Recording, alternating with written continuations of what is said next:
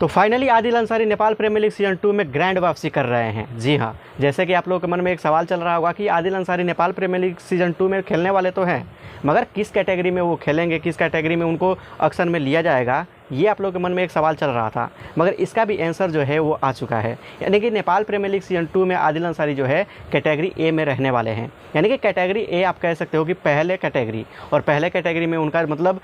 ख़रीदा जाना बहुत ही ज़्यादा मतलब कि चांस है, और लगभग आप कह सकते हो कि 100% चांस है कि वो नेपाल प्रीमियर लीग सीजन 2 खेलेंगे। मगर उससे भी बड़ी बात ये है कि कैटेगरी ए में जब आदिल अंसारी पड़े हैं, आदिल अंसारी को कैटेगरी ए में रखा गया है तो कुछ सोच कर रखा गया होगा, क्योंकि कैटेगरी ए कहने का मतलब ये हुआ कि 10 लाख से 15 लाख बेस प्राइज हो सकता है, क्योंकि कैटेगरी ए के प्लेयर बहुत ही मतलब आप कह सकते हो कि अच्छे प्लेयर और बहुत ही मतलब होनहार प्लेयर को कैटेगरी ए में रखा जाता है। और आदिल अंसारी जो पिछले बार एनपीएल नहीं खेले थे, यानी कि 2024 में जो एनपीएल हुआ था पहला एनपीएल, उसमें नहीं खेले थे, मगर इस बार जो अपना पहला एनपीएल खेलने वाले हैं, यानी कि सीजन 2 में नेपाल प्रीमियर लीग सीजन 2 में मतलब आप कह सकते हो कि आदिल अंसारी वापसी किए हैं, तो इसमें पहले कैटेगरी में उनका नाम आया है। और पहले कैटेगरी में आप कह सकते हो कि आदिल अंसारी का जब नाम आया है तो उसके साथ साथ आप कह सकते हो कि आदिल अंसारी का एक ग्रैंड वापसी हुआ है। और ऐसा वापसी आप कह सकते हो कि आदिल अंसारी के लिए एक बहुत ही सुनहरा पल है कि वो अपने आप को साबित कर सकें और फिर से नेपाल टीम में वापसी कर सकें। तो आदिल अंसारी को लेकर आप लोगों को क्या कहना है, अपना राय कमेंट करके जरूर बताएं और फॉलो जरूर कर लें।